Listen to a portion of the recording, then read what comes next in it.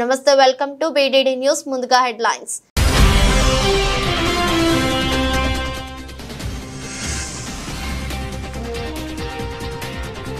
Skill university బోర్డుతో రేవంత్ రెడ్డి భేటీ.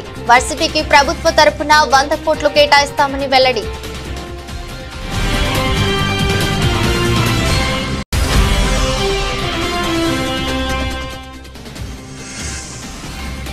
బంగారుపాలెంలో dialysis centre ను ప్రారంభించిన మంత్రి నారా లోకేష్. యువగళం పాదయాత్రలో ఇచ్చిన ప్రతి హామీని నెరవేర్చామని స్పష్టం.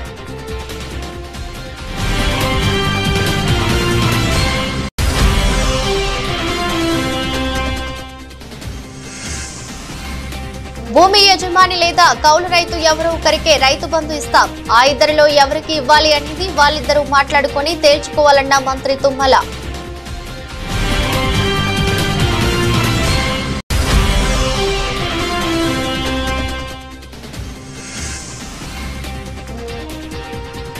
కత్తెర కోసం తెలుగు తమ్ముళ్ల పోట్లాట. టీడీపీలో బయటపడ్డ ఆధిపత్య పోరు.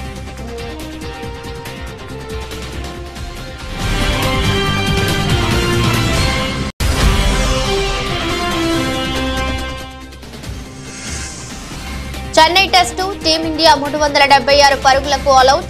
అద్భుత ప్రదర్శనతో ఆకట్టుకున్న అశ్విన్, జడేజా.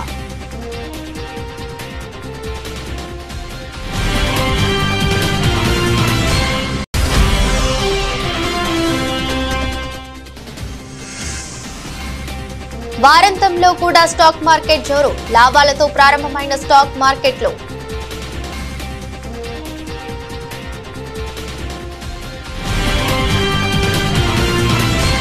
రాష్ట్రంలో కొత్తగా ఏర్పాటు చేసిన తెలంగాణ యంగ్ ఇండియా స్కిల్ యూనివర్సిటీని దేశంలోనే ఆదర్శంగా తీర్చిదిద్దాలని ముఖ్యమంత్రి రేవంత్ రెడ్డి పారిశ్రామికవేత్తలు, అధికారులకు పిలుపునిచ్చారు.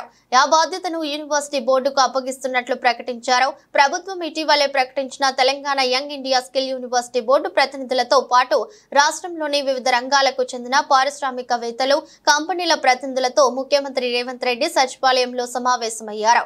ఉప ముఖ్యమంత్రి బట్టి విక్రమార్క, పరిశ్రమల శాఖ మంత్రి Sridhar Babu, university board chairman Anand Mahindra, co chairman Srinivas Raju, board సభ్యులు పి దేవయ్య, సుచిత్ర, ఎల్లా సతీష్ రెడ్డి, ప్రభుత్వ ప్రధాన కార్యదర్శి శాంతి కుమారి, ప్రభుత్వ ప్రత్యేక ప్రధాన కార్యదర్శి జయేష్ రంజన్ పాల్గొన్నారు.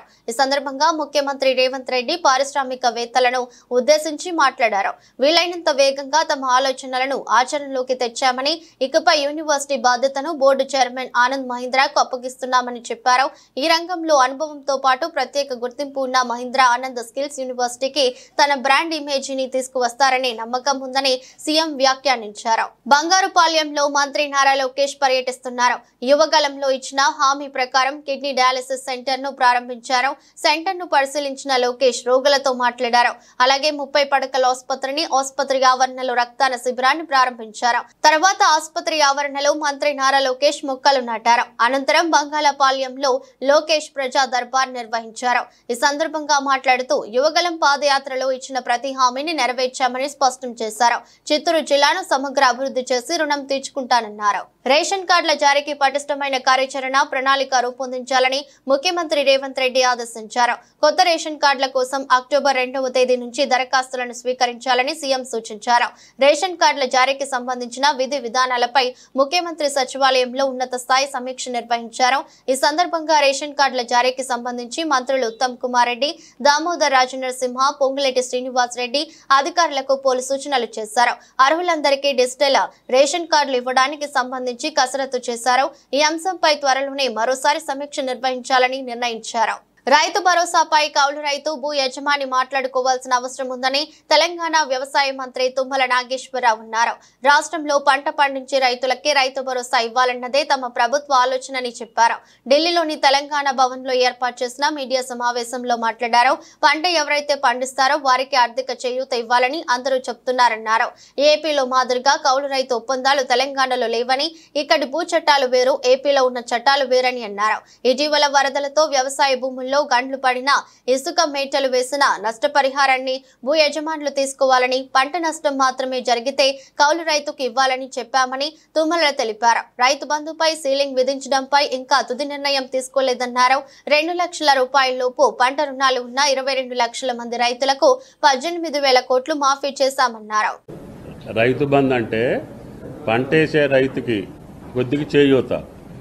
నేను ఏదన్నా మిర్చి వ్యవసాయం చేసినా, వరి వ్యవసాయం చేసినా నాకు 40,000 50,000 ఎకరానికి పెట్టుబడి అవుతుంది. 50,000 ఇవ్వలేం, కానీ ఉడతా భక్తిగా ప్రభుత్వం 10,000 రూపాయలు సాయం చేస్తే ఆయనకి చేతిలో ఉన్నా లేకపోయినా మొదలు పెట్టుకొని ముందుకెళ్తాడనే ఉద్దేశంతో చేస్తున్నాం. ఇది వ్యవసాయానికి చేసినటువంటి రైతుకి చేతిలో పెట్టేటటువంటి చేయూత మాత్రమే. అది మీరు ఎట్లా చెప్తే అట్లా చేద్దామని చెప్పి దాన్ని అందుకని కొంచెం పక్కకు పెట్టి అందరు అభిప్రాయాలు తీసుకుంటున్నాం. 99% కాకుండా 200% చెప్పేది ఏంటంటే పంట వేసినటువంటి రైతుకి ఇవ్వటమే న్యాయం అని చెప్తున్నారు. దాన్నే ఇంప్లిమెంట్ చేయాలనేది కూడా రాష్ట్ర ప్రభుత్వం ఆలోచన. అది కౌలు రైతు మాట్లాడుకోవాల్సిన అవసరం ఉంది. ఆ విషయం కాడనే ఆలస్యం అవుతుంది. తిరుమల లడ్డు ప్రసాదంపై ఏపీ సీఎం చంద్రబాబు చేసిన తీవ్ర ఆరోపణలను టీటీడీ మాజీ చైర్మన్, రాజ్యసభ సభ్యుడు వైవి సుబ్బారెడ్డి ఖండించారు. లడ్డు తయారీలో పందితో నెయ్యిని ఉపయోగించారని, నీచమైన ఆరోపణలు చేశారని, చంద్రబాబు తన వ్యాఖ్యలు వెనక్కి తీసుకోకపోతే చట్టపరంగా, న్యాయపరంగా ముందుకు వెళ్తామని వెల్లడించారు. వైసీపీ పార్టీని బదనాం చేయడానికి దుష్ప్రచారం చేస్తున్నారని మండిపడ్డారు. తాడేపల్లి వైసీపీ కార్యాలయంలో ఏర్పాటు చేసిన మీడియా సమావేశంలో మాట్లాడారు. రాజకీయ దురుద్దేశంతో తీసుకున్న నిర్ణయం కాదని, తిరుమల పవిత్రతను కాపాడుకోవడానికి ప్రపంచ వ్యాప్తంగా ఉన్న శ్రీవారి భక్తుల మనోభావాలు దెబ్బతినకుండా ఉండడానికి న్యాయస్థానాలను ఆశ్రయిస్తామని వెల్లడించారు. అవసరమైతే ఆరోపణలు చేసిన వ్యక్తులపై పరువు నష్టం దావా వేస్తామని హెచ్చరించారు. రాష్ట్రంలోనూ దేశంలోనూ ఉమ్మడి ప్రభుత్వాలు అధికారంలో ఉన్నందున తిరుమలపై చేస్తున్న ఆరోపణలపై ఎలాంటి విచారణనైనా వేసుకోవాలని సూచించారు. చంద్రబాబు నాయుడు గారు ఎవరైతే మాట్లాడారో దీనిపై వాళ్ళు స్పందించాలి. వాళ్ళ దగ్గర ఏమైనా ఆధారాలుంటే నిరూపించాలి. లేకపోతే తప్పకుండా దీనిపై డిఫామేషన్ కేసు వేసేదానికి అన్ని విధాల ఏర్పాట్లు చేస్తాం. ఇక్కడేదో మన హైకోర్టులోనో ఇంకో హైకోర్టులోనూ కాకుండా, ఎందుకంటే స్వామివారి భక్తులు ప్రపంచవ్యాప్తంగా ఉన్నారు కాబట్టి దీన్ని అవసరమైతే సుప్రీంకోర్టులో కూడా దీనిపై కేసు వేసే కార్యక్రమం చేస్తామని చెప్పి ఈ సందర్భంగా తెలియజేస్తున్నాం. ఇవే కాదు, ఇట్లా ఆరోపణలు చేసేదానికి ఆలోచిస్తున్నారు. కానీ గత 5 సంవత్సరాల్లో మా ప్రభుత్వం చేసిన మెరుగైన కార్యక్రమాలు తిరుమల తిరుపతి దేవస్థానంలో ఎన్నో ఉన్నాయి. అవన్నీ పక్కన పెట్టి వీళ్ళు దుష్ప్రచారం చేయటం కోసం, మా మీద నింద మోపటం కోసం, రాజకీయ లబ్ధి కోసం, స్వార్థ ప్రయోజనాల కోసం ఆరోపణలు చేసే కార్యక్రమం, ఇంతటి ఘోరమైన ఆరోపణలు చేసే కార్యక్రమం చేస్తున్నారని చెప్పి తెలియజేసుకుంటున్నాను. అదేవిధంగా vigilance commission, vigilance and enquiry department అని నోటీసులు ఇచ్చారు మాకందరికీ. మాకు ఇచ్చారు, మిగతా ఆఫీసర్లు కూడా ఎవరెవరికి ఇచ్చారో నాకు తెలియదు. ఇచ్చినప్పుడు మేము చెప్పాము, ఆ ఆఫీసర్లు మాకు రాస్తున్నారు, మా దగ్గర మెటీరియల్ ఉంటుంది. నేను ఎప్పుడో 3 సంవత్సరాలు 4 సంవత్సరాలు చైర్మన్గా ఉన్నా. వాళ్ళ దగ్గర అడిగిన ఇన్ఫర్మేషన్ నా దగ్గర ఉండదు. రికార్డు ఏదైనా పంపిస్తే ఏ నిర్ణయమైనా ఎట్లా తీసుకున్నామో ఏందో చెప్తామంటే మాకు ఇన్ఫర్మేషన్ ఇయ్యరు. ఇవన్నీ బోర్డు డిసిషన్స్, బోర్డులో డిసిషన్ ప్రతి నిర్ణయం బోర్డులో తీసుకుంది. బోర్డు సభ్యులతో పాటు ఎక్స్కప్షో మెంబర్స్ గవర్నమెంట్ సైడ్ నుంచి ఉన్నారు. అన్నీ తీసుకున్నాం, అన్ని నిర్ణయాలు తీసుకోవడం జరిగింది. ఇంప్లిమెంట్ చేసే ఆఫీసర్లు వాళ్ళ ప్రేమ ఏమి లేకుండా పేపర్లో వస్తుంది. నిన్నో మొన్నో ఒక పేపర్లో విజిలెన్స్ రిపోర్ట్ అయిపోయింది, 520 కోట్ల రూపాయల దోపిడీ జరిగింది అని చెప్పి పేపర్ రైటింగ్ వస్తుంది. సో ఏ స్థాయిలో దుష్ప్రచారం చేసే కార్యక్రమం చేస్తున్నారంటే చూడండి. దాని మీద కూడా ఈరోజు కోర్టుకు వెళ్తున్నారు. చార్మినార్ వద్ద ఎలాంటి లాఠీ చార్జ్ జరగలేదని Hyderabad police commissioner CV Anand స్పష్టం చేశారు. చార్మినార్ వద్ద మిలాద్ నబీ పండుగను ఉద్దేశించి ఏర్పాటు చేసిన డీజే వద్ద షార్ట్ సర్క్యూట్ అయి పక్కనే ఉన్న డీజిల్ ట్యాంక్ దగ్గరికి మంటలు వ్యాపించడంతో ఒక్కసారిగా మంటలు పెరిగాయని, అది అదుపులోకి తేవడం జరిగిందన్నారు. లాఠీ చార్జిని వస్తున్న పుకార్లన్నీ నమ్మొద్దని Hyderabad police commissioner CV Anand తేల్చి చెప్పారు. लाठी चार्ज नहीं है, कुछ नहीं है। यहाँ पर आपको पता है कि एक डीजे में आग लग गई थी, वो एक एक्सीडेंट है। और अगर वो डीजे का जो बैटरी है, अगर वहाँ से आग फैल के डीजल टैंक पे अगर उसको लग जाता तो बहुत बड़ा एक्सप्लोजन होता है। तो इस प्रोटेक्शन की वजह से, सेफ्टी मेजर्स की वजह से सबको बैरिकेड लगा के थोड़ा दूर रखना पड़ा। और उसको भी तोड़ के अगर थोड़े लोग आगे आए हैं तो उनको रिक्वेस्ट करके पीछे जाने के लिए कहा गया था। तो उसको लाठीचार्ज आप कहेंगे तो वो बुरी बात है, ये పబ్లిక్ के సేఫ్టీ के लिए किया गया था। Thank you. వినుకొండ పట్టణంలో జూలై 17న జరిగిన రషీద్ హత్య కేసులో కోర్టులో పిటిషన్ దాఖలు చేసినట్లు మాజీ additional advocate general Ponnavolu Sudhakar Reddy తెలిపారు. రషీద్ హత్య మేరకు నుంచి నడిపించిన వారి పేర్లను కేసులో పోలీసులు నమోదు చేయలేదన్నారు. ప్రధాన నిందితుల పేర్లను కేసులో నమోదు చేయాలని వినుకొండ జూనియర్ సివిల్ కోర్టులో పిటిషన్ దాఖలు చేసినట్టు సుధాకర్ రెడ్డి తెలిపారు.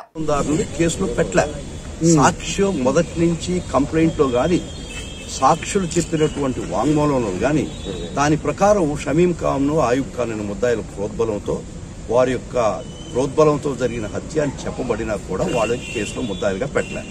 అది చట్టపరంగా తప్పు కాబట్టి వారిని ముద్దాయిలుగా చేర్చమని మేము ఈరోజు కోర్టులో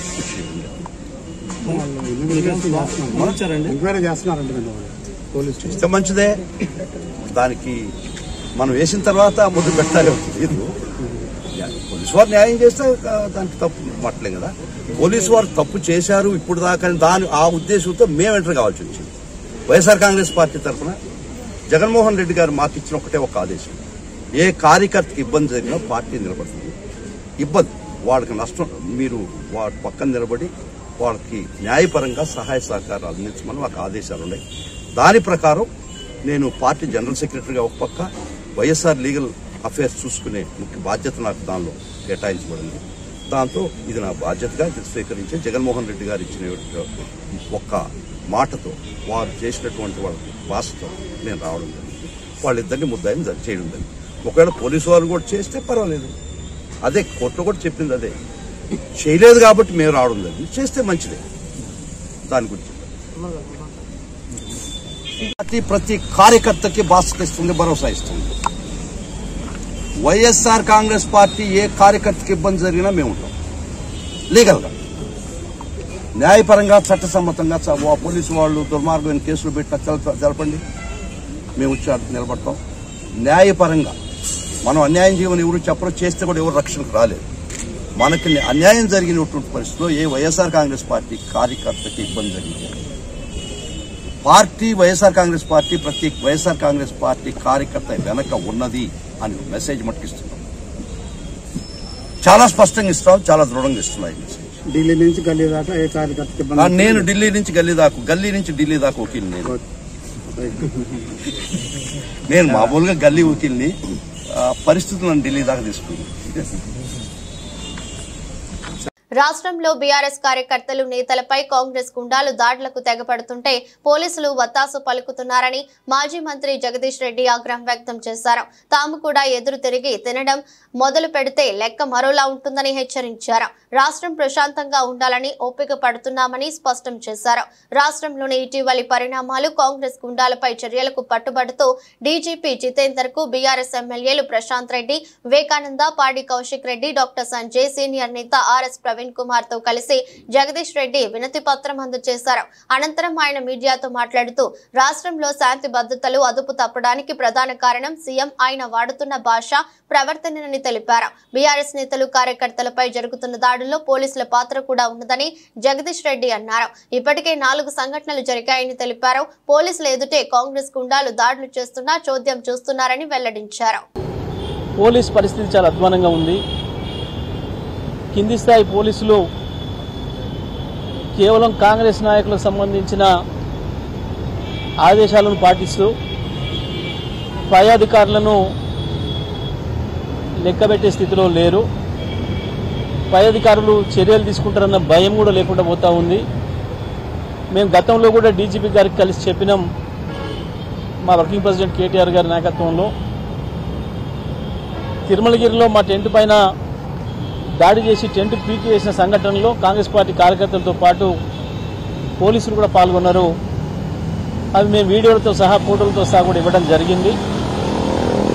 అదేవిధంగా ఖమ్మంలో స్వయంగా మేము 4 మాజీ మంత్రులం, ఎమ్మెల్యేలం, 10 మంది పైగా ఎమ్మెల్యేలు కలిసి అక్కడ వరద బాధితులను పరామర్శించి వారికి మా స్థానిక నాయకులు, మా రాజ్యసభ ఎంపీ గారు వడ్డిరాజు రవిచంద్ర గారు, మా మాజీ మంత్రి అజయ్ గారు, మా మాజీ శాసనసభ్యులు పాలేరు ఉపేందర్ రెడ్డి గారు వారి స్వంత పైసలతోని ఏర్పాటు చేసిన కిట్లను వరద బాధితులకు అందిస్తూ మేము వారి మునిగిపోయిన వారి ఇళ్ళని చూసి వారికి ధైర్యం చెప్పి వస్తున్న క్రమంలో కాంగ్రెస్ పార్టీకి సంబంధించిన కొద్దిమంది గుండాలు ఒక గల్లీలో అడ్డుకొని మా కార్యకర్తలపై దాడి చేయడం, రాళ్లు వేసి ప్రజల్ని గాయపరచడం, ఆ తర్వాత స్వయంగా మా కార్యకర్తలు కారు కింద నెట్టేసి చంపే ప్రయత్నం చేయడం, ఆ తర్వాత స్వయంగా హరీష్ రావు గారు ముందు కూర్చొని ఉండగా హరీష్ రావు గారిపైనే దాడి చేసిన పద్ధతుల్లో రాయితోని కారు వద్దం పలగొట్టడం, వారి మీదనే దాడి చేసి కక్షపూరితంగా హత్యా ప్రయత్నం చేయడం, వీటన్నిటిపైన మేము అక్కడ కంప్లైంట్ ఇచ్చినాం. సిపి గారికి కూడా కలిసి మా నాయకులు చెప్పినారు. కానీ అక్కడ ఇంతవరకు కూడా ఎఫ్ఐఆర్ జరగలేదు, ఎటువంటి చర్య తీసుకోలేదు. రవీంద్ర భారతిలో కాంగ్రెస్ పార్టీ సీనియర్ నాయకులు వి హనుమంతరావు ఆధ్వర్యంలో ఓబీసీల నేతృత్వంలో టీపీసీసీ అధ్యక్షులు ఎమ్మెల్సీ బొమ్మ మహేష్ కుమార్ గౌడ్ కి సన్మాన కార్యక్రమం చేశారు. ఈ కార్యక్రమంలో సభను ఉద్దేశించి తెలంగాణ కాంగ్రెస్ అధ్యక్షులు ఎమ్మెల్సీ మహేష్ కుమార్ గౌడ్ ప్రసంగించారు.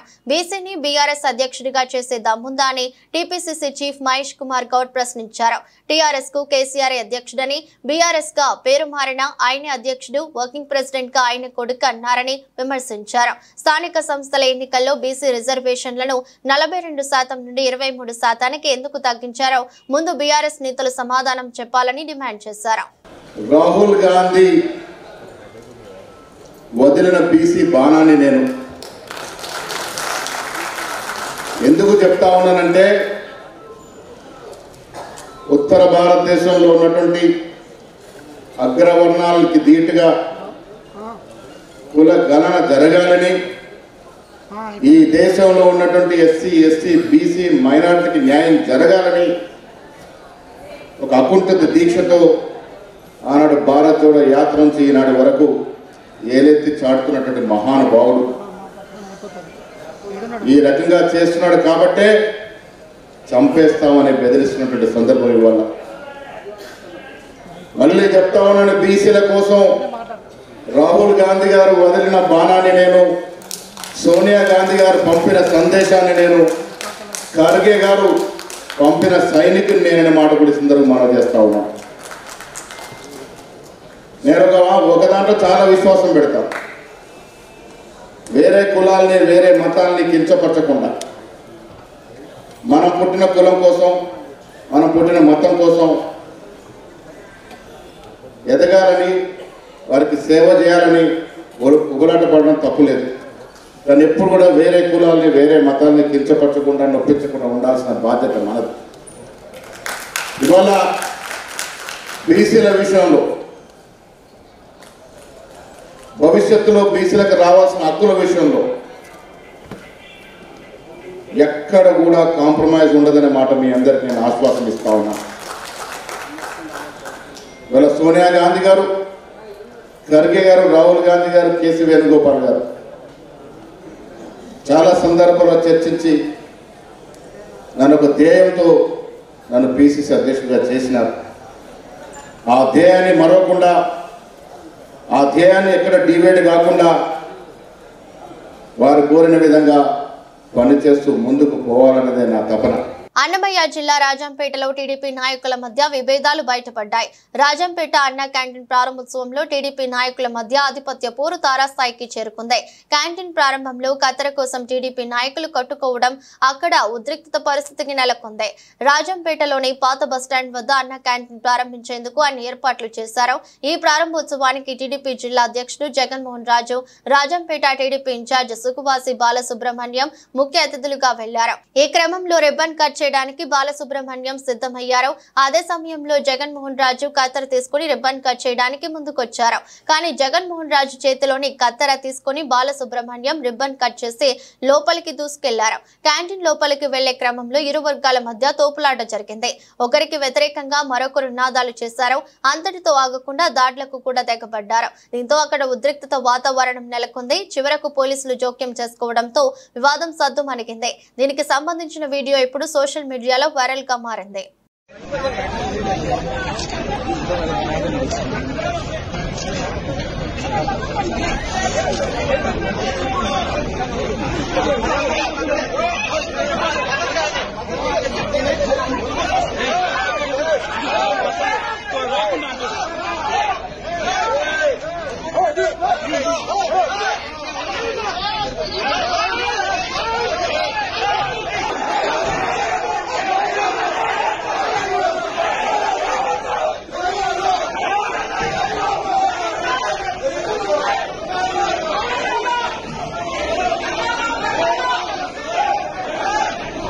తిరుమల లడ్డు వ్యవహారంపై చిలుకలూరి బాలాజీ అర్చకులు రంగరాజన్ స్పందించారు. శ్రీవారి లడ్డూలో జంతువుల కొవ్వు కలిపారని తెలిసి కోట్లాది మంది భక్తుల మనోభావాలు దెబ్బతిన్నాయి. ఉత్తమమైన ఆవు నెయ్యి కిలోకు 1000 ఉంటుంది, కానీ 320కి ఎలా కోట్ చేస్తారో అది కల్తీ నెయ్యి కావచ్చు అని దయచేసి బాధ్యులను శిక్షించాలని చిలుకలూరి బాలాజీ అర్చకులు రంగరాజన్ డిమాండ్ చేశారు. నమస్తే. The last 2 days I am seeing all the reports in the media about the raging controversy on Tirupati Laddu. It is not a controversy. It is directly hurting the sentiments of crores of people like us. Mostly the people who believe in the prasadam, people who believe in the Sanatana Dharma worship of the deity. What has happened is, we have been already saying that the process of tendering, when you purchase items for the Swami, like the ingredients for laddu, you go for a lowest bidder. The moment you go for the lowest bidder, you are asking for trouble. In fact, the best cow ghee today cannot be less than 1000 rupees per kg. How can a person quote 320 rupees? If somebody is quoting 320 rupees, I am not going exact amount value, but if he is quoting 320 rupees, every packet of that might be containing adulterated ghee. So it's a big hurting issue. We have to inquire into it and find the culprits and book them to take them to task. Tirumala laddu తయారీలో కల్తీ జరిగినట్లు వస్తున్న ఆరోపణలపై శ్రీవారి ఆలయ మాజీ ప్రధాన అర్చకులు రమణ దీక్షితులు ఆవేదన వ్యక్తం చేశారు. దేవుడి ప్రసాదాల్లో కల్తీ జరగడం విచారకరమని అన్నారు. తిరుమల శ్రీవారి లడ్డు నాణ్యత సరిగ్గా లేదని గతంలోనే అప్పటి చైర్మన్ ఈవో దృష్టికి తీసుకెళ్లాలని రమణ దీక్షితులు తెలిపారు. ప్రసాదాల పరిణామాలు కూడా సరిగ్గా లేవని ఫిర్యాదు చేశానని అన్నారు. కానీ తన తోటి అర్చకుల సహకారం అందించకపోవడంతో తనది ఒంటరి పోరాటం అయిందని అన్నారు. దీంతో తన పోరాటానికి ఫలితం లేకుండా పోయిందన్నారు. దీనివల్ల 5 ఏళ్లు మహాపాపం జరిగిపోయిందని ఆవేదన వ్యక్తం చేశారు. కూటమి ప్రభుత్వం అధికారంలోకి వచ్చిన తర్వాత తిరుమలను ప్రక్షాళన చేస్తానని ఏపీ సీఎం చంద్రబాబు చెప్పారని గుర్తు చేశారు. దానికి తగ్గట్టుగానే చర్యలు తీసుకున్నారని తెలిపారు. అయితే లడ్డూల తయారీలో కల్తీ జరగడం అనేది అనుకోకుండా బయటపడిందని అన్నారు. పరిమాణాల్లో కూడా మనం కోవిడ్ వచ్చినప్పుడు దాన్ని సగానికి సగం తగ్గించాము, వినియోగం తక్కువ, భక్తులు లేరని చెప్పి. అది కూడా ఒక తప్పే. అప్పుడు కూడా నేను అబ్జెక్ట్ చేశాను. స్వామివారికి ఎంత పరిమాణంలో ప్రసాదాలు తయారు చేసి నైవేద్యం పెట్టాలనేది ఆగమ శాస్త్రం నిర్ణయిస్తుంది. స్వామివారి యొక్క పరిమాణాన్ని బట్టి, దేవాలయం యొక్క పరిమాణాన్ని బట్టి ఇంత ప్రసాదం స్వామివారికి నైవేద్యం చేయాలనేది ఆగమ శాస్త్రం నిర్ణయిస్తుంది. దాన్ని దిట్టం అంటారు.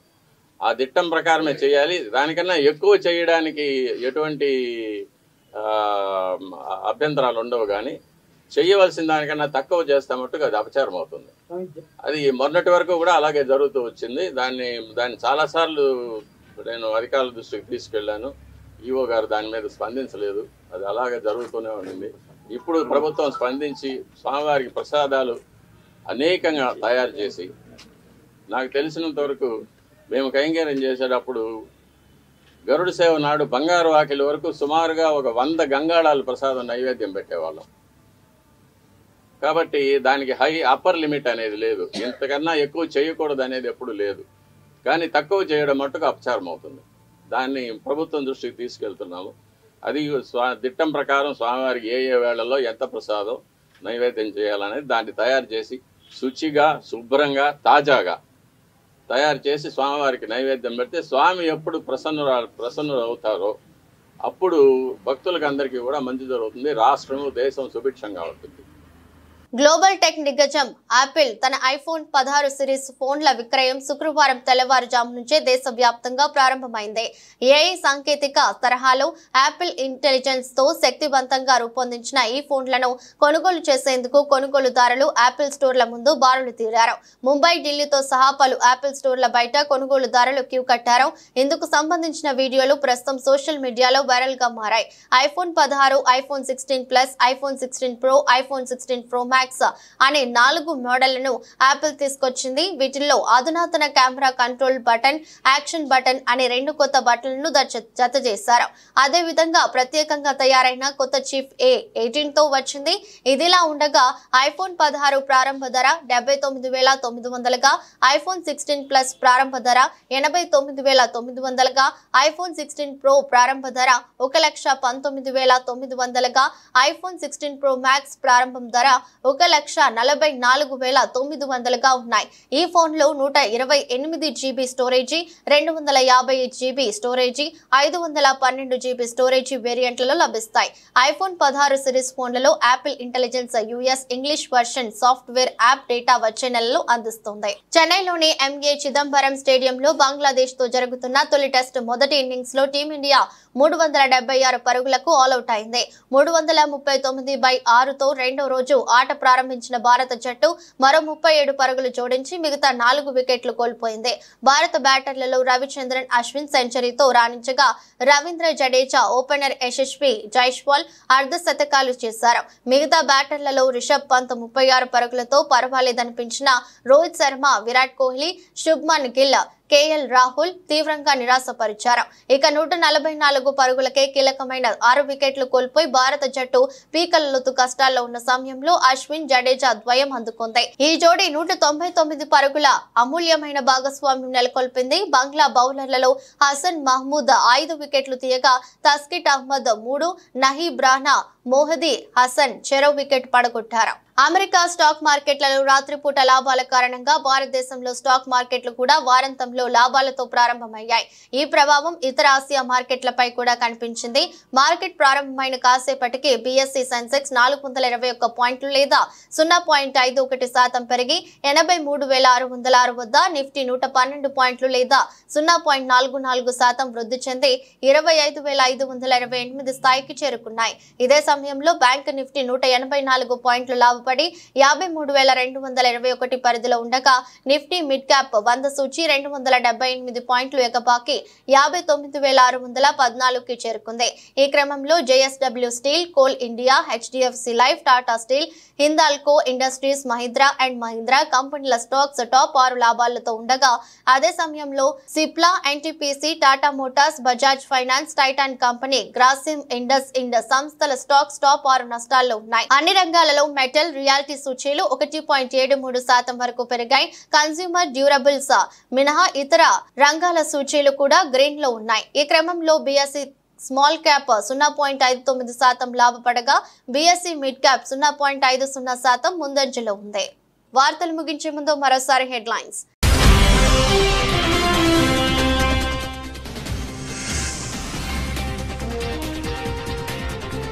స్కిల్ యూనివర్సిటీ బోర్డుతో రేవంత్ రెడ్డి భేటీ. వర్సిటీకి ప్రభుత్వ తరపున 100 కోట్లు కేటాయిస్తామని వెల్లడి.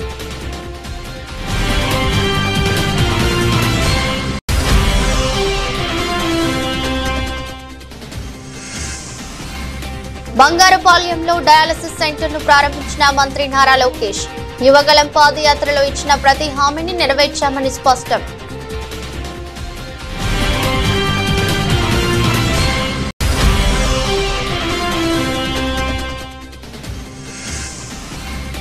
భూమి యజమాని లేదా కౌలు రైతు ఎవరో ఒకరికే రైతు బంధు ఇస్తాం. ఆ ఇద్దరిలో ఎవరికి ఇవ్వాలి అనేది వాళ్ళిద్దరూ మాట్లాడుకొని తేల్చుకోవాలన్న మంత్రి తుమ్మల.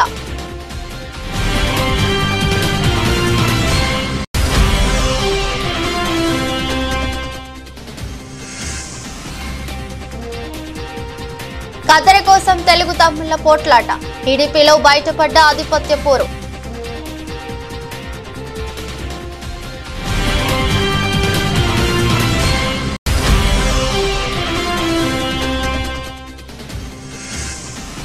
చెన్నై టెస్టు టీమిండియా 376 పరుగులకు ఆలౌట్. అద్భుత ప్రదర్శనతో ఆకట్టుకున్న అశ్విన్, జడేజా.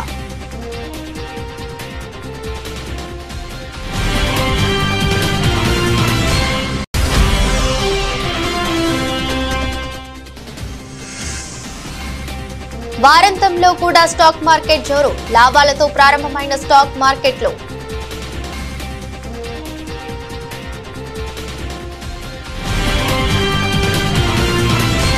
ఇది రోజు బులెటిన్. మరో బులెటిన్లో మళ్ళీ కలుద్దాం. అంతవరకు సెలవు. నమస్కారం.